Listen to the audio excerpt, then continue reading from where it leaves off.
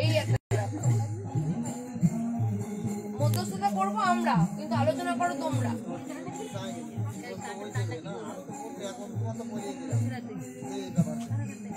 Divorce তো দিতে চাইছে, কিন্তু বাচ্চাদের ভবিষ্যতের কথা তো ভাবতে হবে। কি দেবে সেটাকে উকিলের মাধ্যমেই লেখাপড়া হবে। এবার কি দেবে সেটা বলো। টাকা দেবো, মালপত্র তো ফেরত দিয়ে দেবে। এবার বলো বাচ্চাদের দুটোর জন্য কি করবো।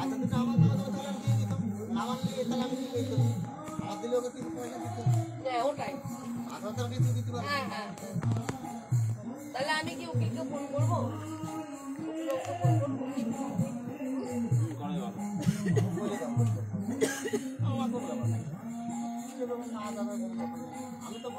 কি বললাম বুঝেছো? ওরা বলতে চাইছে যে জমি আমার নামে নেই, এটাও লিগাল।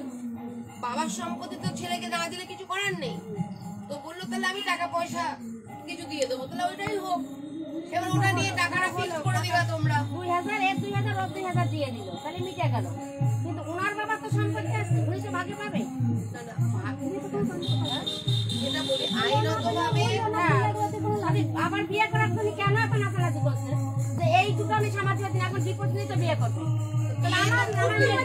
বিয়ে করলো কি না তাদের না বোন তো বলেই ছিল যে ও বিয়ে করলে পরে নিক, আমার দেখা দরকার। ডিপোজ দেবো না, পরিষ্কার কথা। আরে ডিভোর্স না দিলেও ও বিয়ে করবে, লাভটা কি হবে তোমাদের? বিয়ে করতে হবে, তাতে দুঃখ নেই, বিয়ে করবে। কিন্তু মেয়ে দিয়ে দিয়েছিলাম না, মনে নেই? হ্যাঁ দিয়েছি। 10 টাকার মধ্যে বাড়ির সামনে যে বলেছিলাম না, ওর ভগ্নিপতির বিচার চাই আমি। কেন এই কথাটা বললে? মেয়ে কেন আসছে আমার বাড়ি থেকে? সেই দিন আমার মেয়ে দিয়ে দিতাম আমার কাছে। ওরা মারুক কাটুক পরে তুমি বুঝে নিতে মা। কি তোর ভগ্নিপতি কেন এই কথা বলে গেল? নিয়ে নীতি বলে গাইড করে দেবো। এটা নিয়ে এই বিচারটা আগে করো, তারপরে এটা নিয়ে সেদিনকেই প্রতিবাদ না, এক সপ্তাহ ধরে প্রতিবাদ। এখানে আসতে পারলো না, তোরা না যেতে যেতে গোবিন্দ জামতলা বাইরে যে চা মা তৈরি করে দিতে খবর আমরা পাইনি। এই বিচার হবে, তারপর ডিভোর্স হবে। প্রথমে এইটা হবে। আমি মেয়ে ঘরে রাখবো না। আমার মেয়ে যদি আমার যদি ডিভোর্স দিতে চাই, আমার মেয়ের তো জীবনে একটা ভবিষ্যৎ আছে। না আমি একটা কথা বলছি, ভবিষ্যৎ আছে বলেই বলছি। টাকা পয়সা ওই দিতে চাও, জমি নেই। হ্যালো, ওই তোমার কাছে তোমার নামটা কি গো? অমরের কেসটা আছে না আসাননগর? অমর কি? আমি বলতে চাইছি তোমাদের ভালো করতে গেলেও বুঝতে পারছো। আজকে ও আমি বললাম জমির ব্যাপারটাও আছে, উকিলে বোঝাবে নিশ্চয় বাবাকে। আমি বোঝালে ও বলবে আমার বাবার সম্পত্তি।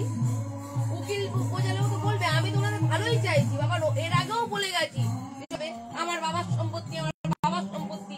এবার অ্যাডভোকেটের সাথে যদি সামনে নিয়ে যায়, তাকেই দুটো কিছু বেশি পাওয়াতে পারি দুটো বাচ্চাকে। আমিও তো চাইবো। এইবার তোমাদের যদি না যাও, বারবার যদি এভাবে ঘোরাবো, আমিও আসবো না। এবার ও বিয়ে করে নেবে, ওর ব্যাপার। এবার তোমরা তাহলে খোরপোশের মামলা করো। এবার ও খোরপোশ দেবে? ও তো বলেনি খোরপোশ দেবো না, ও তো বলছে খোরপোশ যদি মামলা করে আমি খোরপোশ দেবো।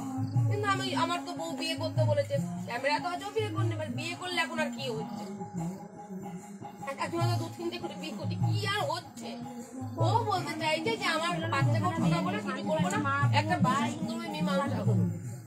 ঝুলে থাকার থেকে একটা জায়গায় আসা বেটার। আমি তো করে দিচ্ছি ব্যবস্থা তোমাদের, যেটা তোমরা চেয়েছো। এটা কেন? এবার আমি চলে গেলে দেখো কাকিমা, আমি একটা কথা বলি, আমি কিন্তু চলে গেলে আমি বলছি তোমরা এই গ্রামের মানুষই একদিন বলবে তোমরা কিন্তু লুজার। মানে এই ছেলে এই বিয়ে করে ঘরে বউ নিয়ে বাচ্চা কাচ্চা হয়ে যাবে, আর তোমরা কিন্তু কেসের পথে দৌড়াতেই থাকবে বাচ্চা দুটোকে নিয়ে। আমি আছি, তোমরা যতটুকু পারবে আদায় করে নাও, আমি তোমাদের সাথ দেবো। আমি ওর সামনেই বলছি, কারণ আমি সন্তানকে ভালোবাসি।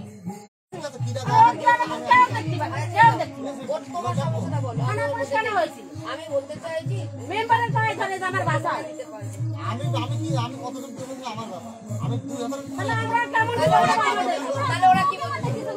ওরা বলছে তুমি বিয়ে করলে করে নাও, ওর কিছু চাই তাই না? এদিকে আসুন। টর্চার বলতে গায়ে হাত দিয়ে ধরা, নিয়ে চলো বাড়িতে। কিছুই বলবে না। যদি বলেন আপনি আপনাকে ফোন করবেন, আপনার কাছে আগে যাবেন, ফোন করবেন, আমাকে বলবেন যে এই ব্যাপার বললেন, তখন আমি যা করতে তখন করবে না তো? বাস, ওটা আমি করে দিয়েছি। যদি কোনোদিন করে সাথে সাথে তুমি আপনাকে ফোন আমাকে করবে? কিছু করতে হবে না, আমাকে ফোন করে ধরে রেখে দেবে। আমি রিপোর্ট করে দেব। যখন জোগাড় করতে পারেন কেন কিছু বলবে না। রাস্তাঘাটে এই যে কোনো রকম না, কোনো রকম বললে বলবেন। হ্যাঁ, রিসেন্ট যেটা হয়েছে ওরকম যেন না হয়। ও আপনাকে ফোন করবে, আপনি বলবেন আমাকে যে এই ঘটনা ঘটে, আমি তখন যদি ঘটবে না আশা করি, ঠিক আছে, কালকে সব মালপত্র লাগে রাতে গিয়ে সব ঠিকঠাক করবো, আমি তাহলে কালকে যাবেন তখন। আমি যাবো।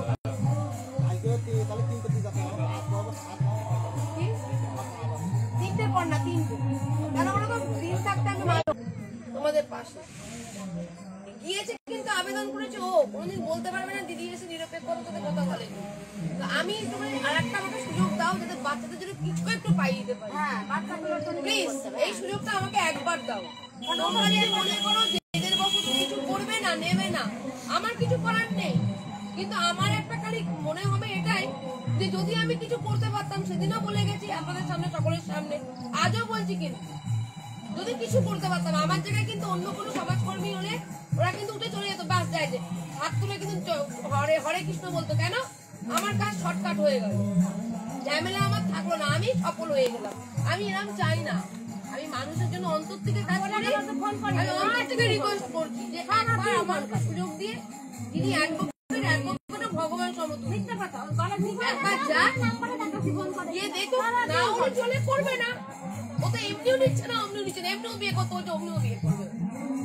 ওকে তো অনেক সুযোগই দিচ্ছে। আপনি জানেন বিয়ে আটকানো আছে? ও নিজে আমাকে বলেছে দিদি ও সম্বন্ধ দেখছে, কথাটা ঠিক বলেছে। আমি ফোন করে বলেছি তুমি সম্বন্ধ দেখছো। আমি তো 13 বছর সংসার করতে পারলাম না। ও বিয়ে করে না, ওর বাবা মানে সুখী থাকো। আমি আশীর্বাদ দিতে কইছি। দেখুন, বিয়ে এখন করতে পারবে না বলে এখন ঘরের বউরা বলুন, পুরুষরা বলুন, এক নয় একাধিক নারী পুরুষের সাথে যোগাযোগ রয়েছে। এই পরকীয়া আইন বৈধ হয়ে গিয়ে পুরো সমাজটা উচ্ছন্ন হয়ে গেছে। তার জন্য বিয়ে করতে পারবে না, এই কথাটা বলে লাভ নেই। বিয়ে করবে, কিন্তু আমার মেয়ের কেলেঙ্কারি দিয়ে। ঠিক আছে, কিন্তু ও ওর গায়ে যেন কোনো গালি না দেয়, ওরকে যেন কোনো রকম টর্চার না করে, সেগুলো দেখছি। হ্যাঁ, ওটা আমি করছি। আচ্ছা আচ্ছা, ঠিক আছে। ঠিক আছে, ওই চলো আমি দেখি জমিটা যদি আমি আমার অ্যাডভোকেটের মাধ্যম দিয়ে বাবাকে বলে বুঝিয়ে যদি জমিটা কি করে দিতে পারি। ঠিক আছে, আমার জমির পেপারটাও থাকলো, তাও তারা আসেন।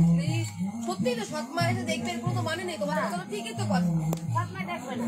তাহলে আজকে যদি আমি এমন একটা সামাজিক ভাবে যদি এটা বিচার নয়, সামাজিক ভাবে যদি এমন একটা সিদ্ধান্ত নিয়ে ফেলি, তাহলে আমার তো নিজের প্রস্তুতি শেষ থাকবে না। বাচ্চাটাকে যখন অনাথ হয়ে